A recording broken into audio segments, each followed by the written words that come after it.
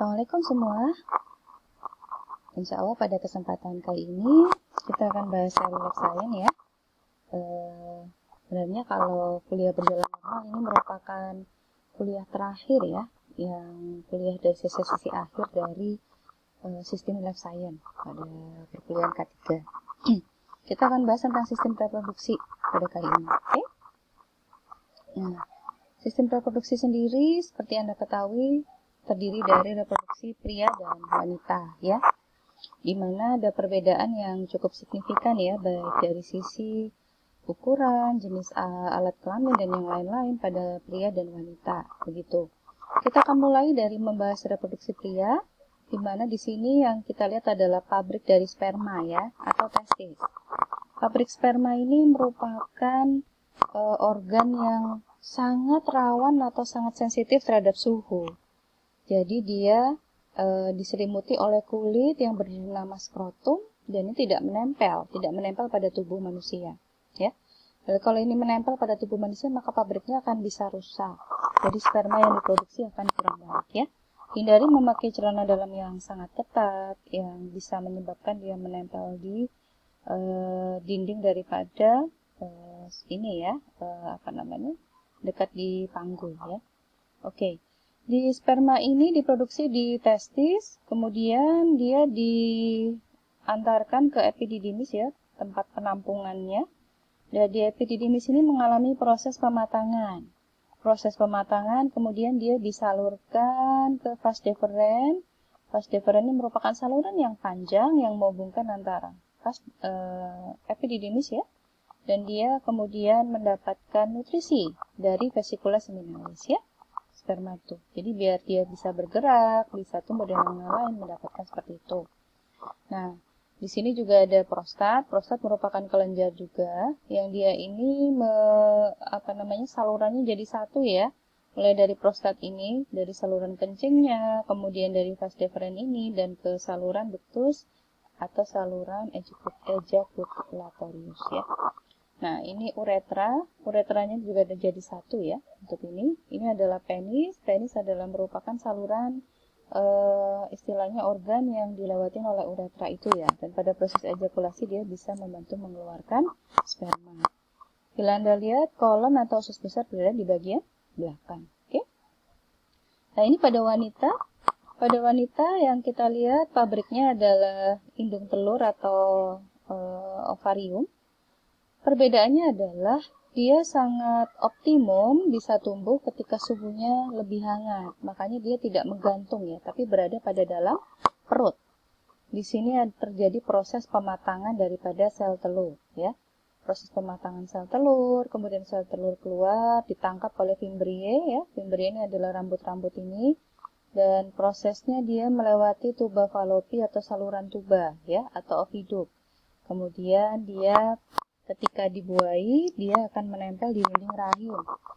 Rahim ini ada bagian atas, bagian badan, dan leher rahim. Leher rahim ini yang Anda lihat bahwa sering sekali terjadi kanker ya. Nah, ini merupakan vagina. Vagina ini merupakan bagian yang banyak ruge ya.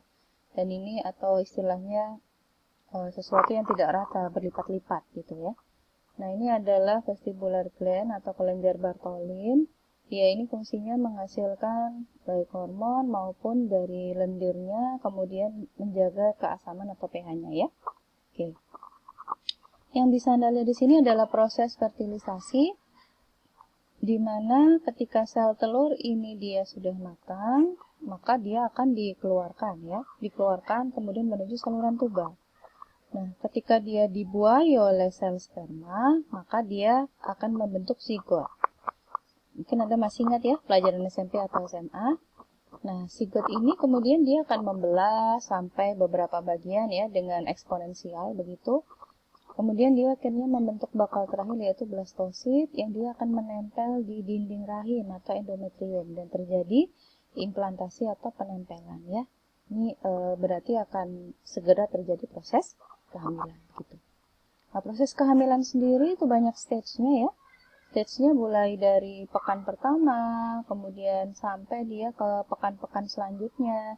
Yang bila Anda lihat prosesnya benar-benar sangat mulai dari kecil ya, mulai dari setitik yang tidak terlihat ini, kemudian dia menjadi segumpal darah, menjadi segumpal daging, ya. Mudghah, alaqah gitu ya, yang kalau Anda lihat di surat Al-Alaq itu sudah benar-benar jelas digambarkan ya, bahwa awalnya manusia dibentuk dari segumpal darah, kemudian dibentuk menjadi segumpal daging, dan ternyata sudah luar biasa ya bukti mukjizat ilmu Al-Quran dan As-Sunnah ya, sudah ribu-ribu tahun yang lalu. Kemudian dia prosesnya yang Anda lihat pada proses awal-awal kehamilan lebih banyak berkembang di sel saraf dan di tulang belakang ya. Di tulang belakang ini maka dia terbentuk, dan makanya proses awal-awal kehamilan sangat riskan ya. Kemudian ada proses terbentuknya jantung yang dia bisa berdetak ya. Utamanya pada 12 pekan ini sudah mulai berdetak ya, dia sudah mulai ditiupkan rumnya ya. Begitu. Kemudian dia membesar dengan proporsi yang masih belum proporsional, kepala lebih besar, kemudian ada tangan, kaki, dan yang lain-lain sampai menjadi yang bakal janin ya, dan dia semakin berkembang pesat. Oke. Nah, proses ini tentunya dilewati melalui proses menstruasi ya pada wanita, proses ovulasi juga ya. Saat pertama kali ovarium atau indung telur memproduksi ovum atau sel telur, dia akan bertumbuh, growing ya, sampai dia akan menjadi matur. Nah, kalau sudah matur, maka dia akan lisis sel pembungkusnya dan akan keluar sel telurnya ya. Bagaimana bila ternyata dia tidak tidak mengalami fertilisasi, maka akan terjadi menstruasi ataupun sebaliknya. Nah, sisa dari bakalnya ini akan terbentuk corpus luteum ya, sisanya tadi dia akan rudimenter, mengecil dan akan keluar, begitu ya. Kemudian, kalau Anda lihat body temperaturnya juga ketika proses ovulasi akan meningkat ya.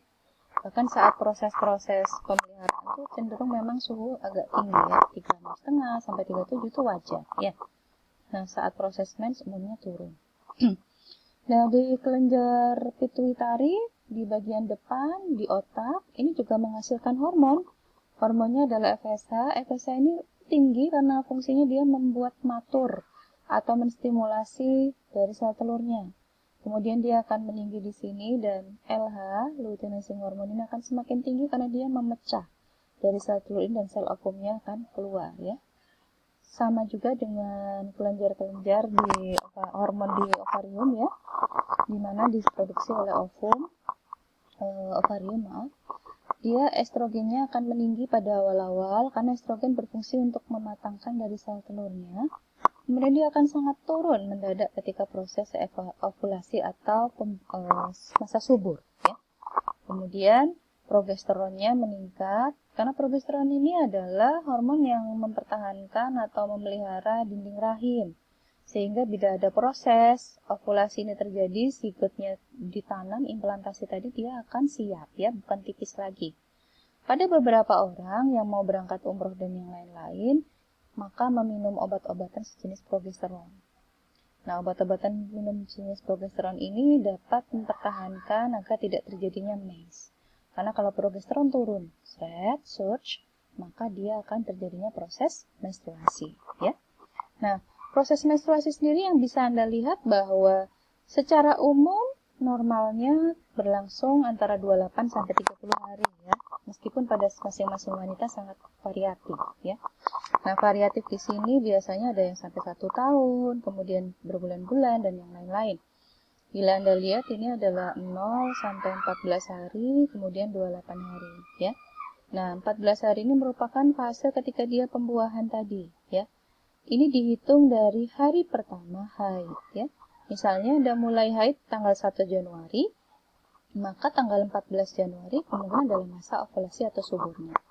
Biasanya untuk proses fertilisasi bisa diberi 2 hari sebelum dan sesudah ya.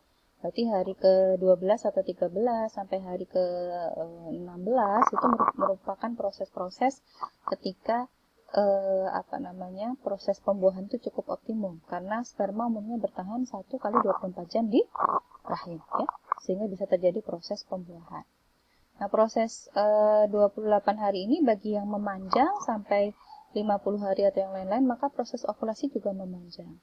Sekarang sudah ada alat tes ya, berupa sensi tes dan lain-lain yang mendeteksi bukan hanya pada proses kehamilan, tapi saat ovulasi itu kapan. Biasanya saat ovulasi ini ditandai suhu tubuhnya meningkat ya, suhu tubuh agak meriang pagi itu. Kemudian biasanya kondisi wajah ya dan yang lain-lain tuh kita berada pada kondisi yang paling segar, paling cantik begitu ya. Kulitnya paling bagus ya. Karena ini tadi progesteron mulai muncul, estrogen mulai turun. Kemudian biasanya ada lendir atau istilahnya cairan begitu yang keluar dari vagina ya, yang lendirnya bening. Dan biasanya kalau yang sudah berpuluh-puluh kali melewati itu akan bisa menandai oke, saatnya berarti saya sekarang ovulasi. Gitu. Ya, insya Allah itu untuk diskusi kita di reproduksi ini. Anda bisa meninggalkan pertanyaan di komen. Nanti kita akan interaktif untuk berdiskusi ya. Semoga Ramadan kali ini Anda semuanya diberikan kekuatan oleh Allah dan semoga ibadahnya lebih optimal lagi ya. Kita akan berjumpa lagi di seri Life Science yang lain. Terima kasih. Assalamualaikum warahmatullahi wabarakatuh.